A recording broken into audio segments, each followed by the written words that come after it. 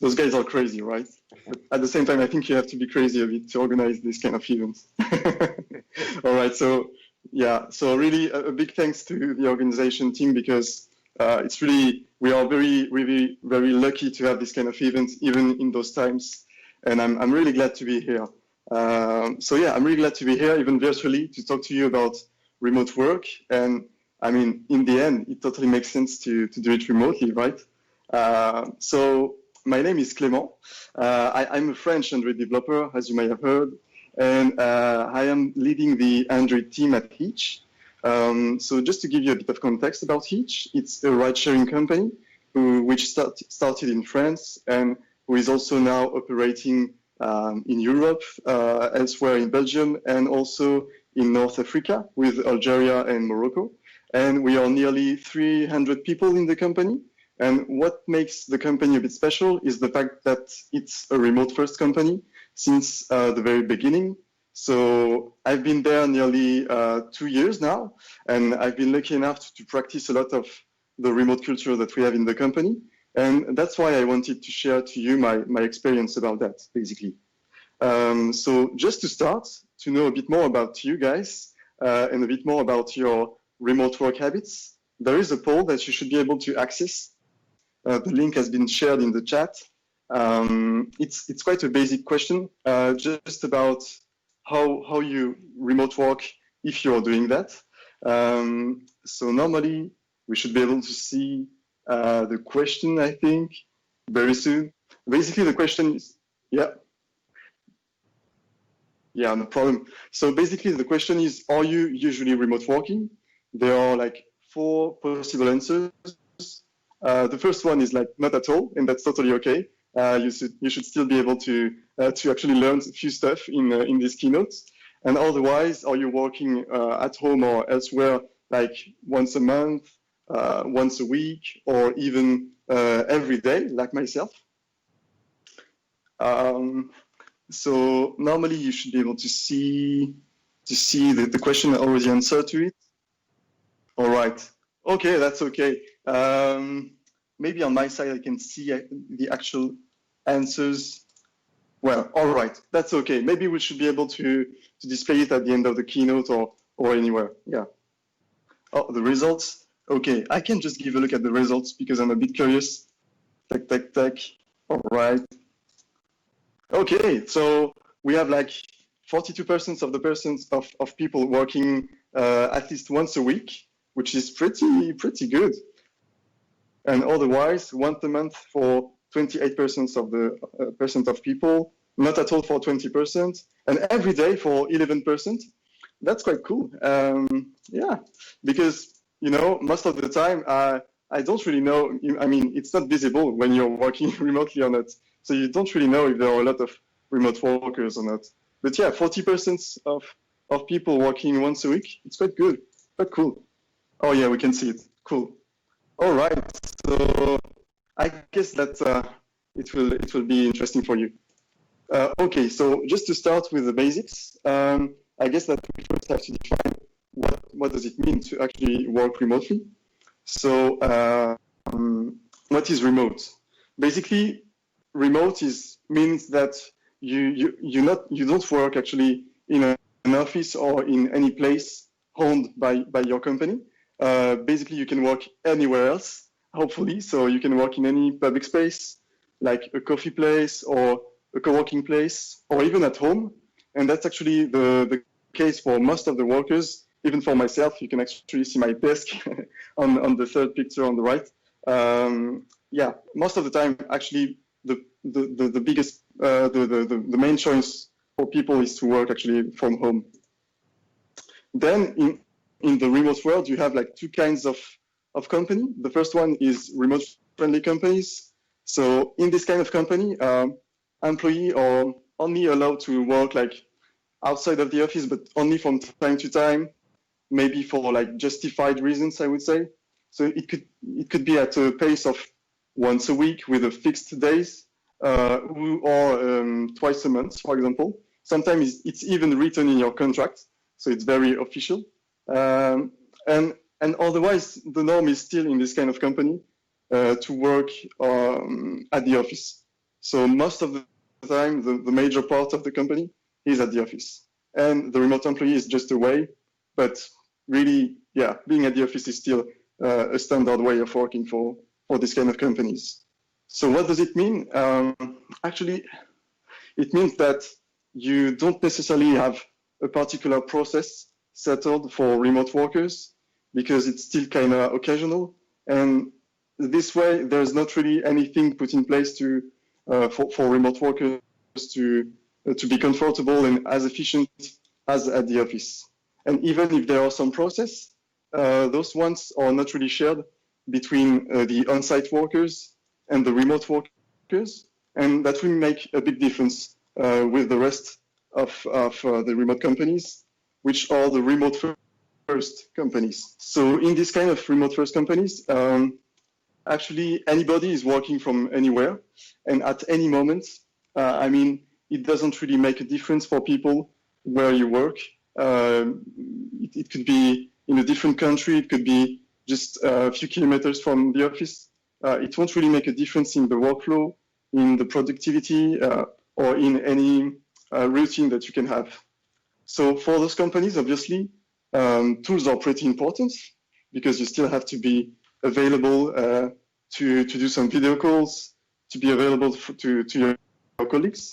But what is even more important than tools, actually, are the commitment of your company and your team to really be involved in this remote culture, in the workflows, the processes you want to put in place. So there are a few things that you can't really assume anymore, actually. For example, the fact that you can't now tap on the shoulder of your colleague when you need them. So what it means is that people won't be available when you need them, at least not right away, basically because they can be at a different time zone. They can have like a totally different schedules because they are working on their own on a different project. So really you have to change a lot of things in the way you work with these new conditions. But to sum up the remote first companies, it gives really a full flexibility to employees because it allows them to really work their own way with their own routine and based on their personal way of working and living. And there is, I think, an additional nuance to being a remote first companies, which is being full remote. So basically in a full remote company, everybody in the team or in the company is working remotely all the time by default. And you nearly never go to the office, I would say. Sometimes you don't even have some physical offices anymore, or you just go there for some occasions, like for the company party once a year or this kind of stuff. And this can really only be done in a remote first company, this kind of stuff. And if I take the example of Heetch, I don't think that we can say that we are a full remote company as a whole, but more on the engineering side of the company, because we are like around 75 engineers, and we all remotely work by default. When someone is hired, he is hired remotely by default. And actually a big part of the hiring process, for example, is doing remotely. So if I take some examples of the company, we are spread in whole Europe, but we also have a few people all around France. And some developers are actually still working at the Paris office because, well, they live at Paris, they are in the same area, and it's still more comfortable to work at the office compared to their flat, for example, and that's totally okay. But we also have different habits. I know that at Lyon, for example, in France, we are like 7 or 8 people, and we have a co-working space there. And on my side, I'm working from Rennes in Brittany, and we didn't really wanted to have a co-working space because we wanted to keep the freedom of working just from home and not have to go to an office. So we are just working at each other's place from time to time, like maybe once a week or once every 2 weeks, just working in the living room of your colleagues, basically. And that's kind of cool. It works when you're 6, maybe not when you're 20. It depends of your living room. All right, so now that we know a bit more about remote companies, we could wonder about why we would actually want to go for remote and why there are also more and more companies going into this direction. Well, actually, today, we don't really have the choice, right? It's like the only safe way we have to work. So it has the advantage of being quite adapted to the current circumstances. At the same time, we don't have the choice, but it's still a chance, I think, for developers to still be able to work, because it's not the case for everyone, of course. And but we still have to keep in mind that we are still impacted, obviously, personally, but also in our company, because obviously the company activity is impacted by the conditions we have. And also, for any people discovering remote work today, thanks to, I would say, because of these conditions, you really have to keep in mind that remote work those days is very different compared to usual remote work. I would say that we are more at home, trying to actually get things done, rather than fully remotely working with full efficiency. Maybe you have your children at home. Obviously, everyone is worried about the situation. So really, if you don't feel that you're productive, it's totally all right those days. Even for myself, who is remotely working fully since a few years, it's really not the same than the usual way we are working, I would say. Then, if we go back on the usual advantages of working remotely, there is I think the hiring part, which is quite an objective part, because obviously when you're hiring remotely, you're able to hire a lot more people than if you were just hiring locally. This way you can reach a lot more people, and also it's really a good way to find your growth, because of course you're able to grow even more when you're hiring in the whole country, or in maybe even in multiple countries, for example, compared to just hiring locally at your city or just in the area where you are. Then there is also the work efficiency. When you talk to a remote worker, this topic comes pretty quickly, because you really feel that you're more productive when you work at home usually, and also that you're efficient, because when you're working in a full remote company, you have the chance to be able to work when you really want, when you really feel that you're good to work, and not just because of some office hours. So this way you're really fully focused when you're actually working, and that's really a big deal, I think. Also, obviously, you have like fewer interruptions. Well, it can be, it depends if you're actually handling your Slack notifications correctly, and it's actually not super easy, especially at the beginning. But if you handle that, you'll have like fewer interruptions, and this way you'll be able to get some focus for a quite long period of time, just a few hours working really on the same topic without any interruptions from your colleagues or from anything else. And I think that as developers, we really value a day which is full of interruptions, in which you couldn't have like even just an hour without being interrupted, and a day in which you had like multiple focus sessions on which you've been able to progress quite efficiently on a topic. Then with this flexibility and this freedom, you have the opportunity to improve your work-life balance. I kind of like this expression because it sums up pretty well the situation. Well, it's no longer your life that adapts to your work, but more your work that you can make fit into your life, because you don't have now to go to offices with some strict hours. You can start to work at the time you want, finish when you want, and adapt things. If you want to go to do some running, at some point you can go. You don't have to worry about the moment of the day. You just have to warn your colleagues, of course, but otherwise it's quite open. So this flexibility is really cool. At the same time, it can be really good. But to be honest, I also have to say that it can be bad, depending on how you can handle it, I would say. A good habit that I personally have, for example, is to have some after-work ritual. I'm saying to myself, well, at 6 p.m. I'll go to do some running, and whatever is happening in my day, at 6 p.m. I will go and I will stop to work. And this kind of after-work ritual is helping quite a lot. It's personal, so it could be running, it could be meditation, it could be book reading or playing video games.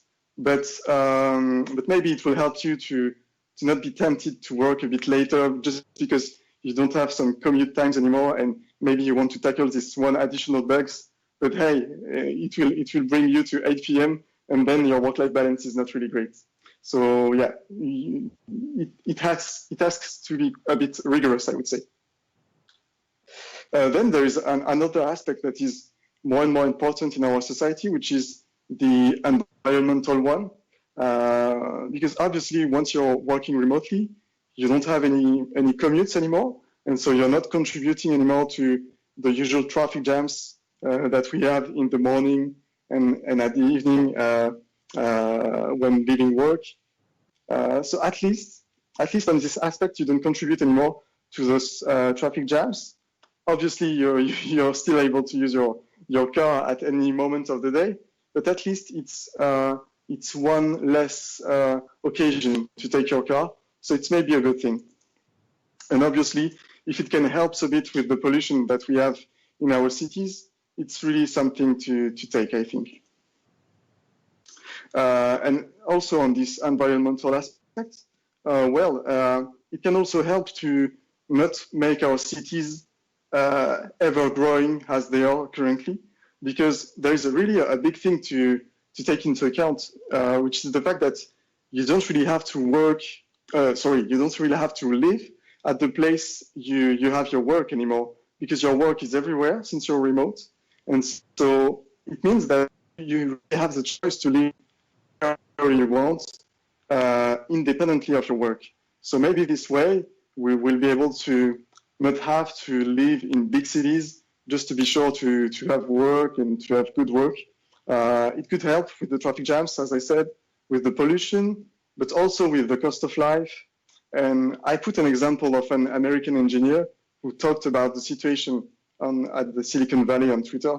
And it's maybe an extreme example compared to Europe, but still, we all know that every city is going this direction, and maybe we could have a different option thanks to remote work.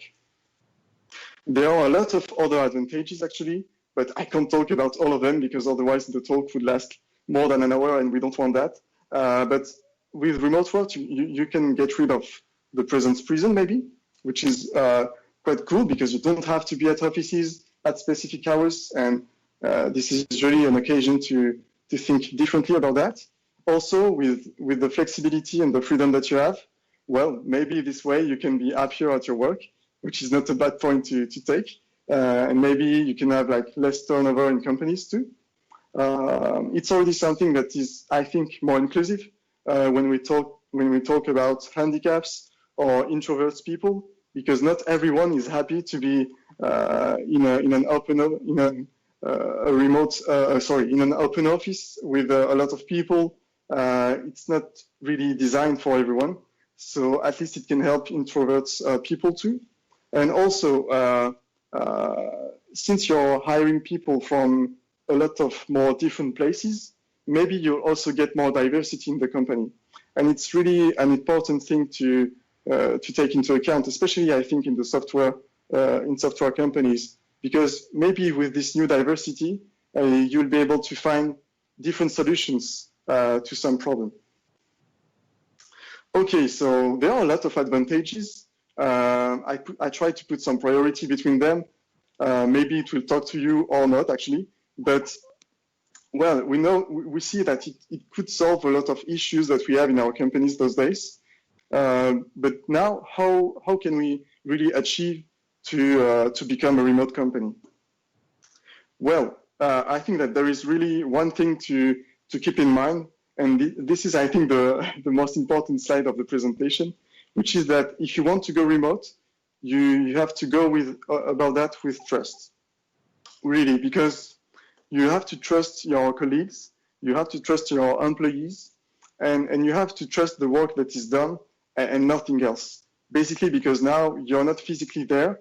There are not any managers that can how to say that can monitor you in the offices, and so you really need to trust people. What you can do is you can see the actual progress of the feature that people are working on, and just be sure that they have everything they need to properly progress and be sure that they are good with what they need to do. And if you want to be sure that people are actually happy to come to work, even if they are at home or in any place, you just need to give them work that makes sense to them and give them autonomy and responsibility. I think this is really, if you don't have that, if you don't have the trust, the responsibility, the autonomy, it can be really difficult to effectively efficiently go to remote. So this is, trust, it's really a first big point. Then you have to get some open mind. It can sound kind of natural, but really you have to have an open-minded spirit spread in the whole company. Because otherwise, even if you have like just a few people not really in this mood, it can be quite toxic for your company culture. You have to be open-minded because you need to reconsider every existing methods you used to work, and you need to reconsider everything and to think about how you can improve your workflows, your tools, the way you work, the way you do meetings too. All of that will need to be think again when you go to remote. So really stay open-minded, even once you're remote and everything is working quite good. You need to stay open-minded because you need to reconsider every time your methods, because a tool that is working well for 50 people will maybe not be the best way of working for 200. So really reconsider everything every time. Then there are some rituals that are done in remote companies and that we do at Heetch too. Rituals are things that you will do very frequently to keep a connection between you and your colleagues, which is especially important because you're not there physically anymore. So you still have to keep a link with people you work with. So for example, I take one example of the ritual that we are doing, but there are a lot more. There are a lot others. This example is the remote coffee machine. So basically, what we do is that every week, three people are selected randomly in the company, and we are making groups of 3 people in the whole company. And those groups have to make a call in the week. They can take like half an hour, for example, and they can take that just to discuss about anything they want. Not especially work. It's not even the goal, actually. You can talk about your patients, about your weekend, about anything. The goal is actually to reproduce the kind of informal discussions that you have around the coffee machine at the offices, and just doing it through a video call. An example of staying open-minded about that is the fact that at the beginning in the company, we were doing that on Monday morning only, and it was like a fixed time slot. But we figured out that it was not maybe the best time because people were preparing their week at this moment, for example. So what we did is that we let the choice to each group to find the sweet spot for everyone. And this way, people just have to find a good spot in their calendar. And in the end, we found that we had like a better engagement in this ritual. Then there is another very important point about remote work, which is asynchronism. It's really a key subject also to work in a remote context, because since you can have a colleague in a different time zone, maybe sleeping at the same time you're working, for example, or just working on different hours, you really need to be asynchronous. So for that, you have a really big need of documentation and quite a strong organization around this documentation, because the goal now is to refer systematically to documentation and not systematically to persons anymore. Because this person that you were about to ping maybe already wrote a documentation which is there to make everybody win some time. It's really a more effective way to work. And there is a really great book, in my opinion, about that, not only about asynchronism, but also about remote work and basically how to not go crazy at work. It's called It Doesn't Have to Be Crazy at Work, and this is written by the co-founders of Basecamp, Jason Fried and David Heinemeier-Hansen. It's really it's a book quite easy to read, actually, and really a good one about all the process that you can put in place in your company to be asynchronous. There are two quotes from this book that I like pretty much. The first one is that calm at work is asynchronous first and real-time second, because as I said, real-time is really a luxury that you don't really have anymore once everybody is spread in the whole world or in different countries. So really, you need to go asynchronous first. And then there is a second quote about the fact that in almost every situation, the expectation of an immediate answer is an unreasonable expectation. Because the person you were about to ping on Slack, you will interrupt this person, and maybe he or she was working on a project actually more prior than the question you had. And if you always expect people to answer immediately to you, then you're putting something kind of crazy where everybody has to be available at any time on Slack and always available, and not available to actually dig into something really important to do and to focus on their actual work. So really, this is something to keep in mind. There are a few rules about asynchronism, like the fact that you should avoid actually to ask for a video call just within a few minutes without it being planned in the day, except obviously for true urgencies like crashes or an impactful bug in production. Obviously, at this moment, you really have the right to ping everyone, to ask everyone to go into a call and to plan some actions. But otherwise, it's not really needed to interrupt everybody just for a video call. You need to plan more. You need to plan all your calls in your week, just for people to know at which moment they will be able to dig into deep work.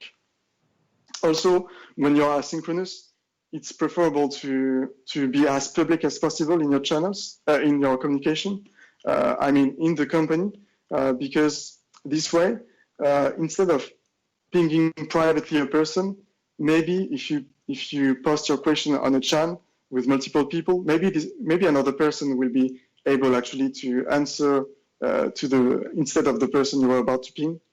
And with this transparency too, it should be easier for anyone just to jump on a project and to see what are the actual questions of this project, what is the current status, since everything is on a public channel. Then comes the tools. They are quite important, but as you can see, I didn't put them at the very first thing you need to dig into. But still, they are super important actually for your daily work, to be able to work comfortably remotely, because you still need to do some video calls, you still need to be available and to work smoothly. So, and it's really thanks to tools that nowadays we can really work remotely, as we are just doing for this conference, for example. But what is even more important than the tools themselves is which usage you want for each tool. So do you actually want, if you want a communication tool, is it for synchronous or asynchronous communication? And it can make a really big difference in the way the tool is working. And the same for documentation, for example. Is it made for technical documentation or product specs? So if I take the example of each, we are obviously, we are using Slack. I think that a lot of people know these tools. It's like our main communication tool, and mainly for synchronous communication. And that's really a big point. We really consider to use Slack only for synchronous discussions. So what we have is that we have one channel for the whole company for the kind of global announcements. And then we have like a few channels for each product team that we have in the company, and then one channel per project. And so this way, if you want to jump on the project, you just have to join the channel and see a bit what were the last discussions. And then, well, we also have a lot of custom emojis actually on our Slack. I don't know if it's the case for your company too, but really, I think that we have one emoji for every situation. It's actually a good way for everybody in the company to contribute to your culture. And also, more seriously, it's also a way to give a bit more of non-verbal communication to your written communication that you're using every day. It gives you a bit of context to know a bit more a sentence, to understand a bit more a sentence. And actually, an emoji can make a big difference in the way you will understand the sentence from a colleague. So really, you can go full emojis. It's really cool. There are a few rules about Slack that we try to stick at each, but to be honest, we are not super perfect about that. They are really related to the asynchronous rules. So just avoid to ping everyone in a chat, please. It's really not something good to do to keep everyone focused on their work. Instead of that, I think that it's a good thing to take just a moment to think about the relevant people to ping about your question. And just at the same time, we try also to keep our Slack threads minimalist, because when a thread is going crazy and you have like dozens of answers into it, it's very difficult to find any information into it. So what we try to do is that if we see that a discussion is going to last too long on Slack, we will try to move it to a different tool for a more asynchronous discussion. Or we will try to do like a Zoom to once and for all finish this discussion by making it very synchronous and just find a final statement. And also, as always, just to try to keep discussions as public as possible. We have other tools, and I promise the tools list won't go forever, but obviously when you're working remotely, you need to do some video calls. So at Heetch, for example, we use Zoom for team meetings, for one-on-one, for any kind of discussions actually. But yeah, it's true that we had a lot of controversy about those tools, about this tool those days. So it's not really a problem if you still want to go remote, because there are a lot of other video tools actually available. There is, and I only know some of them by name, but you have like Cisco WebEx, Starleaf, Whereby, Skype. You still have plenty of choice if you don't want to use Zoom actually. It's not like it is the only option you have to do some video calls. And we are also using Notion as our main documentation tool for product specs, for meeting notes and those kind of stuff, and also for asynchronous communication. So yeah, the tools, you could go forever into that. You can use really a lot of tools, but really what is important is that you have to find the tools that suit really the way you work. And for example, before Notion, at Heetch, we were using Dropbox Paper, but then, I mean, we switched to Notion because it was more adapted to the way we were sharing our documentations. It can always evolve, and that's why you have to stay open-minded about that. Then there is also a last point, which is really important. Unfortunately, you can't do that those days, but hopefully it will come back soon. Doing some offsite companies offsites and some team retreats. It's really a good occasion for the company for everyone in the company to meet each other and to share some moments with your colleagues, because it's really different to work with someone once you shared just a few moments with this person in real life. It will create a connection between you and your colleagues, and it will make it very different. So what we do, for example, is that we have an Offsite every 8 months or once a year. And then since we are divided into product teams, we are also doing some team retreats twice a year, just to try to tackle some new projects and just to mainly to share moments with your colleagues. And for example, all remote companies are doing this kind of stuff. and I took the example of InVision, which is really a kind of big company with 800 employees in remote. And they have like a big company Offsite, which they called In Real Life, IRL. I put the YouTube link there and you'll be able to catch it up. But it's really like a huge, huge event in which everybody is meeting. It's kind of fun. All right, so just to conclude, there is a quote from Forbes that sums up quite well what I tried actually to explain to you during this keynote about remote first culture, which is that by necessity, you will develop a culture of communication designed to work with distributed team members. And it tends to favor written asynchronous communication and to value transparency and reinforce team cohesion with regular in-person team reunions, like the team retreats, for example. Just before finishing the talk, I still want to mention that this perception of remote work, is quite mine. It's kind of personal, so maybe the priorities wouldn't be the same for you, for example. But I think that you can still go to see what Basecamp, Doist, InVision, and Buffer are doing. They are communicating a lot about their remote culture and their process and everything. And it will enable you to build your opinion about remote work, I think. All right, so that's it for me. I put some references to the end of the slides, just for you to dig into it if you still want to know a bit more about remote work. So the book, obviously, this one is really cool, really nice to read, and you will learn a lot of stuff by reading it. And also a bunch of articles, and especially the report that Buffer is doing every year about the state of remote work. They are doing like a big poll about remote, and you can learn really a lot of stuff about that. Yeah, and that's it. And I think that if you have some questions, you can actually ask them on the Slido link. All right, I'll just give a look to the questions. All right, well, 23 questions, there are a lot. I'll try to answer to some of them. Okay, so first question from Xavier. Do you have tips for working remotely with incompatible time zones? Okay, so yeah, I mean, I guess that by incompatible, you mean time zones in which you really can't have any synchronous time. Yeah, that's actually a hard question, because at Heetch, for example, we are only hiring in European time zones because of that, because we're still iterating on our remote processes for that.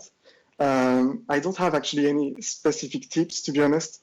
The only thing that you can do is to try to always improve on the way you're doing asynchronous discussions and documentation. You need to stick to that. It can be slower, obviously, than synchronous discussions, but I think that when you're in incompatible time zones, it's like your only option. So yeah, you need to go to full asynchronous communication. All right, so second question from Anonymous. How do you solve tech problems that require multiple engineers' expertise? There may be a situation you cannot solve it. In this case, how do they try to find a way?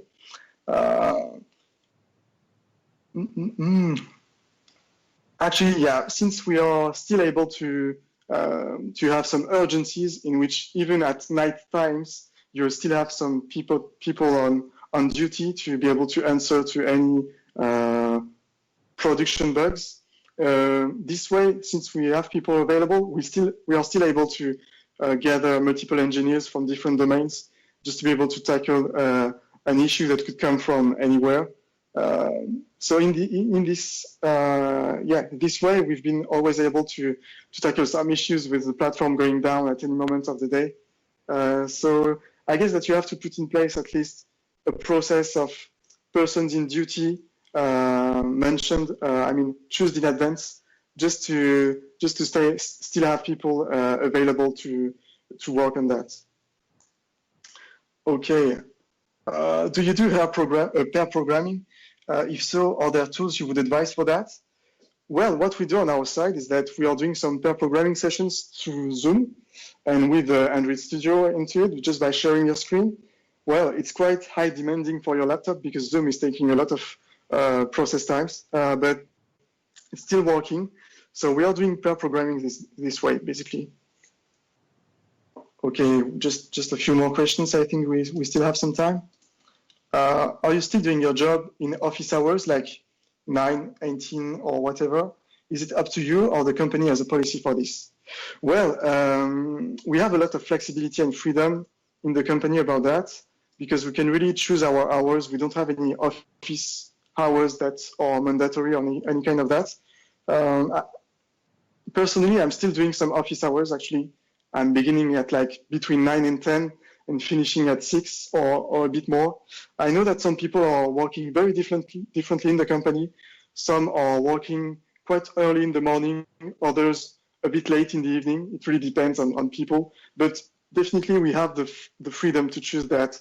And all that we ask people to do is to still be available for the team meetings, if there are some planned in the day, even if they are not in the usual hours they are working. If there is a meeting, as much as possible, we are asking for people to still be available. But it's working quite well, to be honest. Everybody is working this way, and it's quite smooth. Okay, one last question. How do you handle asynchronous collaboration between different parts of the team, product, engineering? I found Slack to be terrible for this. Yeah, and I totally agree. Slack is really not made for that, because when you're trying to do some documentation work, for example, it has to be very asynchronous. For that, we use Notion a lot to write the product specs. And we have what we call in our project process a discovery phase, which is there to basically to explore any solutions to a problem that we have and to see what we can do on the product side, but also technically. And for that, yeah, basically we use Notion. So we share a Notion page on Slack and say to people, hey, I think I have a solution about that. I took the time to write everything about the in and outs of this solution. And then people will contribute to that later, not even at the same day, but just later in the week, whenever they will be available. And this way, at the end of the week, we're still able to have something that we progressed on asynchronously. And at the end of the discovery or at the beginning, it will depend, but we also try to still do like a synchronous call just to kick off this discovery phase and to give like the main points. And also at the end, just to summarize what has been chosen, being sure that everything has been okay for everybody. All right, so I see that there are a lot of other questions. Actually, maybe I'll put some office hours available. I didn't put any because I thought that maybe it would be useful for my case, but I'll put some of them. So do not hesitate to actually take some calls with me. I'll change that in the platform. All right. So thanks a lot. Thanks a lot for your attention and your questions, actually.